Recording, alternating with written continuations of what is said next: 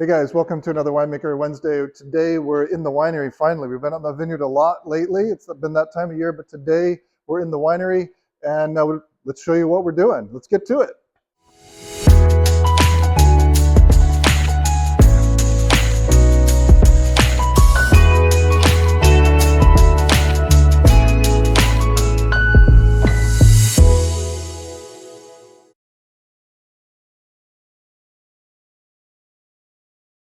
So today what we're doing is we're doing what we call a splash rack.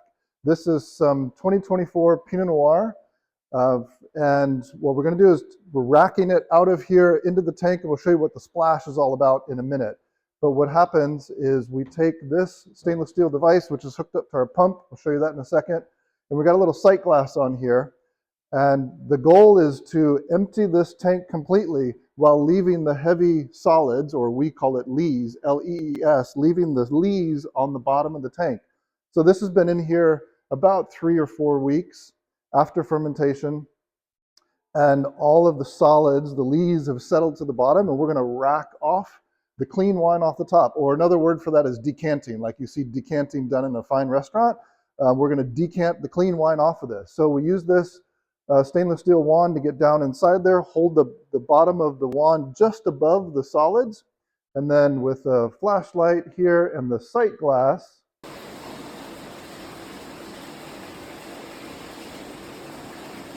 I can see when I've reached the bottom and then pull it up just a little bit, so I'm only taking clean wine out of it. So that's part of the racking.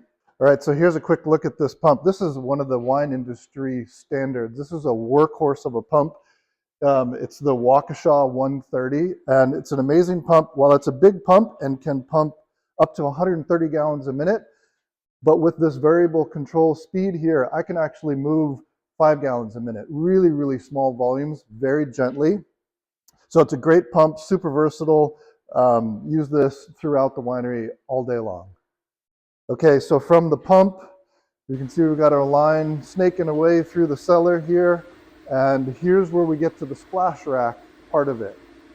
So we've got the hose coming up and over the top of the tank.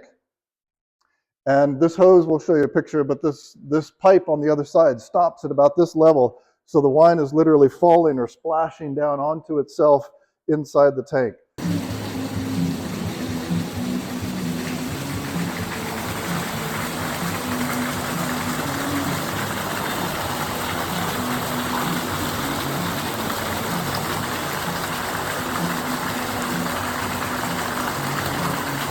Now, why a splash rack? So the whole point of this splash rack is to aerate the wine. And I know there's a lot made about not aerating wine, not putting oxygen into wine.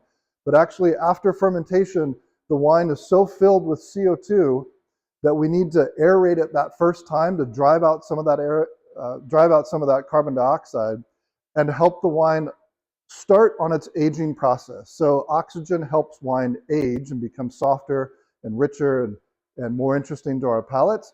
But we got to get rid of that fermentation CO2. And so this splash rack helps drive off some of that CO2, opens the wine up, and as we say, allows the wine to breathe.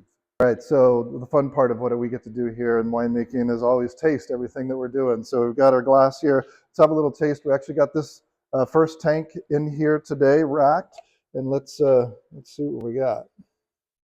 So again, 2024 Pinot Noir. This is was on the vine. These grapes were on the vine about 6 weeks ago. A quick week of fermentation, and then, like I say, it's been settling in that tank for the last month or so. And here we go, the brand new vintage.